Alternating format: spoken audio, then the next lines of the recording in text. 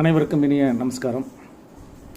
நம்ம ஜாதகத்தில் பொதுவாக நீங்கள் ஜாதகம் பார்க்குறப்ப உங்கள் ஜோதிடர்கள் தசாபுத்தி சந்திப்பு வருது, அதனால் இந்த 2 ஜாதகத்தையும் பொருத்தம் போடுதல் முடியாது அப்படின்னு சொல்கிறத பொதுமக்கள் பொதுவாக கேள்விப்பட்டிருப்பீங்க.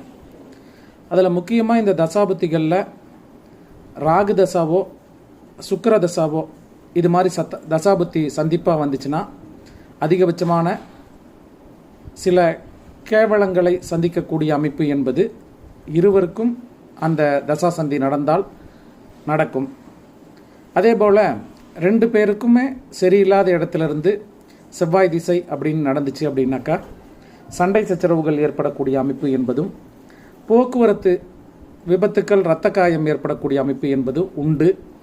எனவே எந்த விதத்தில் தசாபுத்திகள் சந்திக்கிறது, அதன் அமைப்பு என்ன, அஸ்தமனம் ஆயிருக்கா, அது எதை